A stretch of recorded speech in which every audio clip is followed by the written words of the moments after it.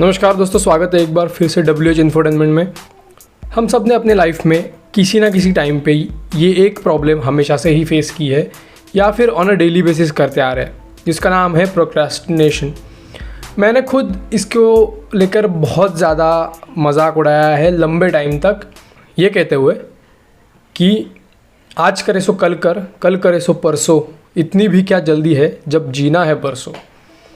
कहने और सुनने के लिए तो ये बहुत ही अच्छा लग रहा है, बट बिल्कुल प्रैक्टिकल नहीं है और बहुत ज़्यादा नुकसान भी देता है, बिलीव मी। सो पुराना वाला जो है वही सही है, कल करे सो आज कर, आज करे सो अभी। सो प्रोक्रेस्टिनेशन है क्या? टाइम के साथ खिलवाड़ है क्या? प्रोक्रेस्टिनेशन मतलब आप बिना बात, बेमतलब, बिना वजह के जाने अनजाने में किसी काम को या फिर किसी प्रोजेक्ट को, आपके किसी ड्रीम को पोस्टपोन करते रहते हो हमेशा, बार बार, क्रॉनिकली। तो उसको बोलते हैं प्रोक्रेस्टिनेशन। क्योंकि प्रोक्रेस्टिनेशन मतलब खुद के साथ झूठ बोलने जैसा ही है।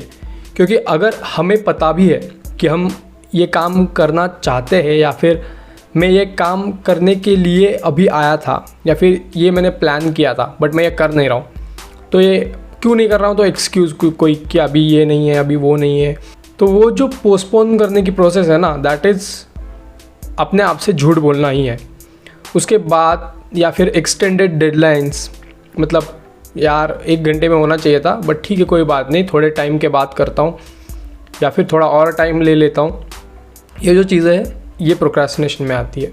या फिर ऐसे काम करना जो काम एक्चुअली में हेल्पफुल तो है, जैसे कि आप क्लीन कर रहे हो अपना हाउस, बट कब? एग्ज़ाम से 1 दिन पहले।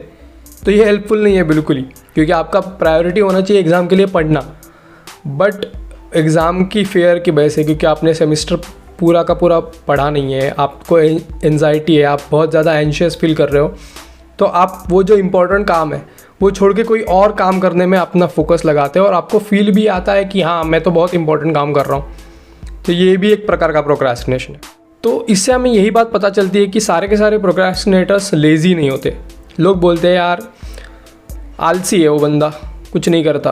वो कुछ नहीं करता, वो कुछ और ही करता है, जो मैटर ही नहीं करता लाइफ में वो करता है वो। ये इतनी गंभीर समस्या है और इतनी गंभीर समस्या बन गई है कि ऑलमोस्ट वर्ल्ड में ग्लोबल पॉपुलेशन के 50% लोग क्रोनिकली प्रोक्रेस्टिनेट करते हैं, यानी कि रिपीटेडली और सालों से करते आ रहे हैं। इससे बहुत ज़्यादा लॉसेस भी होते हैं, इमोशनल, फाइनेंशियल, फिज़िकल। जैसे आपने एक्सरसाइज नहीं करी कितने सालों से, कोलेस्ट्रॉल हो गई, डायबिटीज़ हो गई, आपने पढ़ाई नहीं की, फेल हो गए, आपने करियर अच्छा नहीं बनाया, फाइनेंशियल क्राइसिस आ जाएगी। तो ये गंभीर समस्या है, इसीलिए इसके रूट कॉज, इसके प्रॉब्लम समझेंगे। तो प्रॉब्लम समझने के बाद इसके जो सॉल्यूशंस है वो इतने डिफ़िकल्ट नहीं है, बट इसको समझना बहुत ज़्यादा इंपॉर्टेंट है। तो आज उसके ऊपर हम बात करेंगे, पूरा वीडियो देखना। सो प्रोक्रेस्टिनेशन प्रॉब्लम को समझते वक्त बहुत सारे टाइप्स आते हैं, मतलब किस तरीके से लोग प्रोक्रेस्टिनेट करते हैं।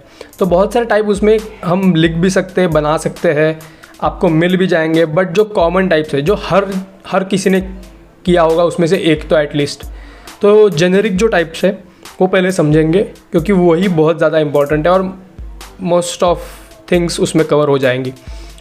तो उस टाइप में पहला टाइप आता है द वरियर, मतलब जो हमेशा चिंता में रहता है, जिसको हर काम करने से पहले चिंता कि अगर ये काम मुझसे नहीं हुआ तो इसलिए करेगा ही नहीं। तो ये वरियर होता है। ये एक पर्सनालिटी का टाइप होता है कि जो वरियर होता है, मतलब जो हमेशा चिंता करता रहता है कि क्या होगा, मुझसे कैसे होगा। वो फिर उसी ख्याल में काम करना भूल ही जाता है, करता ही नहीं है कुछ। फिर आता है परफेक्शनिस्ट। परफेक्शनिस्ट मतलब उसको सब चीज़ परफेक्ट चाहिए। तो ज़रूरी नहीं है कि आपको हर चीज़ परफेक्ट ही मिले आपके सब सिनेरियो में, तब जाके आप काम करो।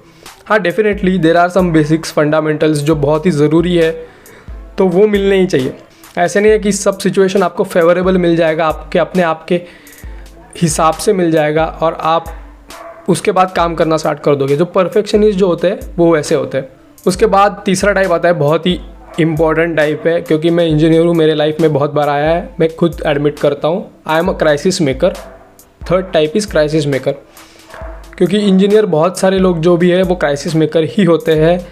आखिरी दिन में एग्ज़ाम के पढ़ाई करते हैं, पूरा सेमेस्टर निकल जाता है, हम लोग बिल्कुल हाथ नहीं लगाते किताबों को और फिर बाद में आखिरी दिन में जाके वो जो स्ट्रेस होता है, वो जो प्रेशर होता है, वो हमसे वो सब करवाता है चीज़ें। तो उनको एक आदत पड़ जाती है कि ये जो स्ट्रेस होता है वो बहुत इंपॉर्टेंट होता है, और वो लगता है, और एक पॉइंट तक लगता भी है। मुझे उसका एक्सपीरियंस है कि वो जो एक गुड स्ट्रेस बोल सकते हैं उसको, एक जो आपको मोटिवेट करता है, काम करने के लिए मजबूर कर देता है, वो होना चाहिए। बट वो डेडलाइन के इतना पास जाने के बाद बहुत ही ज़्यादा आपके परफॉर्मेंस में भी इफ़ेक्ट कर देता है। तो इससे अच्छा है कि लॉन्ग रन में मैंने यही सीखा है कि अगर आपको 5 दिन मिलते कोई काम करने के लिए, तो 4 दिन वेस्ट करके 1 दिन में कर देना, ये बेवकूफ़ी है, बिल्कुल ही आपका इसमें लॉस हो जाएगा। चौथा टाइप, डे ड्रीमर, मतलब जो दिन में सपने देखते हैं, मैं ये करूँगा, मैं वो करूँगा, मैं यूट्यूबर बनूँगा, मैं पैसे कमाऊँगा, और फिर सोचते सोचते सो ही जाता है, और सो जाने के बाद फैंटेसाइज करने लगता है कि हाँ मेरी सक्सेस ऐसे दिखेगी, ये वो, काम कुछ नहीं हो रहा है। बट उसके बाद आता है रेबेलियस मतलब आप एक अप्रोच लेते हो कि ये काम तो मेरा है ही नहीं, या फिर इस काम में कोई सेंस है ही नहीं।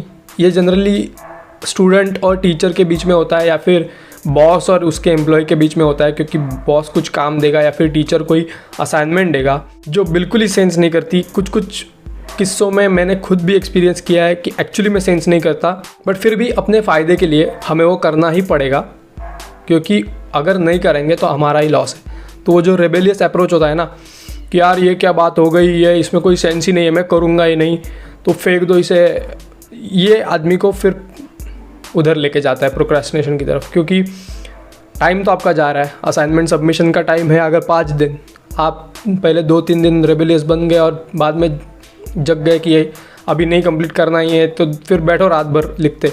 तो ये इंपॉर्टेंट 5 टाइप्स है: the warrior, the perfectionist, the crisis maker, the day dreamer and the rebellious.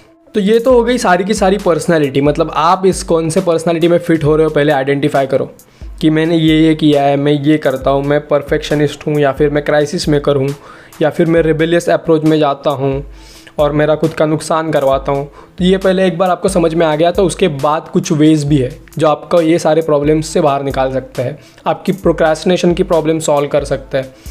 तो उसमें से पहला वे है get rid of all your distractions. अगर आप सोशल मीडिया देखते हो बहुत बार, अगर आप कोई बुक पढ़ते हो, आप कोई गेम खेलते हो, अगर आपका कोई नोटिफिकेशन बज रहा है फ़ोन का, आपका डिस्ट्रैक्शन हो रहा है, सो get rid of all those distractions. Phone DND पे डाल दो, नोटिफिकेशन की आवाज़ नहीं आएगी, काम करो। उसके बाद अगर आपको सोशल मीडिया से प्रॉब्लम हो रही है तो मेरा खुद का एक हैक है, कुछ टाइम के लिए सोशल मीडिया वो ऐप अनइंस्टॉल कर दो। मैं पर्टिकुलर ऐप का नाम नहीं लूँगा, बट वो ऐप अनइंस्टॉल कर दो और आपका काम हो जाने के बाद इंस्टॉल कर दो। उसको एज अ रिवॉर्ड ले लो कि हाँ मैंने वो काम किया था, उसके लिए मेरा रिवॉर्ड है, मैं अभी इतना टाइम स्क्रॉल करता बैठूँगा। नंबर 2, आपके जो कोई भी अगर आपके मन में प्रोजेक्ट है तो उसको स्टार्ट करने में अगर आपको प्रोक्रेस्टिनेशन हो रहा है कि यार थोड़ा टाइम के बाद करूँगा, so start with your favourite thing in that project. कोई भी प्रोजेक्ट में आपकी एक तो चीज़ फेवरेट मिली जाएगी आपको, तो वो जो फेवरेट चीज़ होती है उससे स्टार्ट करो, तो आपको वो जो एक पहला स्टार्टिंग का जो मोमेंटम होता है वो मिल जाएगा। स्टार्टिंग के मोमेंटम के बाद थोड़ा सा एक फ्लो आ जाएगा और वही बस आपको मेंटेन करना है। तीसरा टाइप आता है टॉक टू योरसेल्फ। आपके खुद के ड्रीम्स, जो खुद के टारगेट्स है, उनके बारे में अपने आप से बात करो, मुझे ये करना है, मुझे वो करना है। और उसके बाद आपको एक माइंड मैप मिल जाएगा। माइंड मैप मिलते ही आपको एक आइडिया आ जाएगा कि आप अभी कहाँ पे हो और आपको कहाँ पे पहुँचना है। Number 4, plan your day. अगर आप सुबह उठ के टू डू लिस्ट अभी तक नहीं बना रहे हो, then my friend you are losing something, क्योंकि आप 2022 में हो और टू डू लिस्ट बनाना कहीं पे भी, आपके नोटबुक में, नोटपैड में, स्टिकी नोट्स पे, आपके गूगल कैलेंडर में, मे बी आपके फ़ोन वाले ऑनलाइन नोटपैड में, कैसे भी बनाओ, बट टू डू लिस्ट बनाओ। आपका डे प्लान करो कि आज दिन में मुझे क्या क्या करना है, क्योंकि अगर वो प्लान नहीं होगा तो आप मे बी एक आध संडे आपको कुछ बाहर वाले काम करने हैं और आप कुछ स्क्रॉल करते बैठ गए और आपको 2 कैसे बज गए दोपहर में पता ही नहीं चला, आधा संडे वैसे ही चला गया। Another one is use Pomodoro technique. अगर आप स्टूडेंट हो, आप फोकस्ड नहीं हो बिल्कुल भी, तो पोमोडोरो इज़ वेरी हेल्पफुल। मैंने खुद यूज़ किया है बहुत टाइम तक। पोमोडोरो एक ऐसी टेक्निक है जिसमें आपको 25 मिनट काम करना है, 5 मिनट का ब्रेक लेना है। अगर पहले 4 तरीके आप कर रहे हो, सक्सेस रेट अच्छा है, आपको इम्प्रोवाइजेशन दिख रहा है, तो अभी वो जो सारे काम आप कर रहे हो उसके ऊपर डेडलाइन सेट करो कि ये चीज़ मैं 2-3 दिन में ख़त्म करूँगा, या फिर 1 वीक में ख़त्म करूँगा, या 2 घंटे में ख़त्म करूँगा। और इस डेडलाइन से क्या होगा, आपको वो जो गुड स्ट्रेस होता है वो मिल जाएगा, और अचीव करने के बाद का जो रिवॉर्ड है ना, उसका भी हैप्पीनेस बढ़ जाएगा।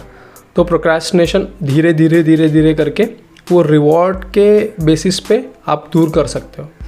और अगर आप क्रोनिक प्रोक्रेस्टिनेटर हो, मतलब आप बहुत टाइम से टाइम वेस्ट कर रहे हो और आपको प्रोक्रेस्टिनेशन की बहुत ज़्यादा आदत लग चुकी है, तो हार्श टाइमलाइन सेट मत करना, हार्श डेडलाइन सेट मत करना कि मैं ये 2 घंटे में करके ही रहूँगा। अगर नहीं हुआ तो बहुत ज़्यादा डीमोरलाइज या फिर डीमोटिवेट हो जाते हो। सो ये वीडियो मैं कंक्लूड इस प्रकार से करना चाहूँगा कि एक विल पावर जो चीज़ होती है, माइंडसेट जो चीज़ होती है, वही इससे आपको बाहर निकाल सकती है। ये फाइनल सॉल्यूशन है, माइंडसेट। तो माइंडसेट बनाना है। माइंडसेट के लिए क्या चाहिए, इंसान का माइंड कैसे वर्क करता है, अगर उसको कोई गोल ही नहीं है लाइफ में, कोई टारगेट ही नहीं है, तो वो बिल्कुल ही भटक जाता है। तो अगर कोई टारगेट है, सॉलिड टारगेट है, तो एक माइंडसेट जितना सॉलिड टारगेट रहेगा उतना सॉलिड माइंडसेट बनता जाएगा। तो माइंडसेट बना लो, प्रोक्रेस्टिनेशन से बाहर आ सकते हो। अगर आपको ये वीडियो पसंद आया हो, आप अपना कोई एक्सपीरियंस शेयर करना चाहते हो, अपने दोस्तों के साथ शेयर करना चाहते हो, तो बेझिझक शेयर करना, अपने कमेंट्स मुझे बताना, अपना फीडबैक मुझे बताना कमेंट सेक्शन में। अच्छा लगा हो तो लाइक करना, अपने दोस्तों के साथ शेयर करना, फैमिली के साथ शेयर करना, और इस पॉइंट तक वीडियो देख रहे हो तो सब्सक्राइब ज़रूर करना, because that will help me. And thank you so much for watching.